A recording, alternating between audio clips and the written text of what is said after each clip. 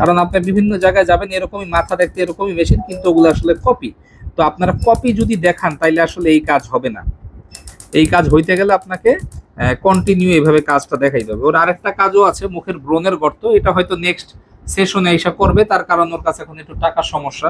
আর আমি তো আপনাদের বললাম যে আসলে লেজার সেন্টারে কিন্তু কাজটা একটু এক্সপেন্সিভ। আচ্ছা, আপনারা 3 মাস পর করেন, 6 মাস পর করেন, 1 বছর পর করেন, আপনার এই 5,000 টাকার, 6,000 টাকা, 3,000 টাকার চক্করে পড়তে বলছে কি? আচ্ছা, কেউ বলছে ভাই? কেউই বলে নাই। তাইলে আপনার এই যে আমি বলতেছি 70,000 টাকা, একজনে কইতেছে 5,000 টাকা, আপনার কি একটু ভাববার বিষয় না যে এটা একটা অবাক করার মতো মানে বিষয়? 70,000 টাকার জিনিস 5,000 টাকায় পসিবল আসলে? না, এটা না, এটা আপনারা কেন তাইলে জান? আপনার 70,000 টাকার কাজটা 65 65 হইতে পারে, 60 হতে পারে। কিন্তু এটা 5,000 টাকায় কেন নয়? আচ্ছা, তো এটাই একটা ইসের বিষয়।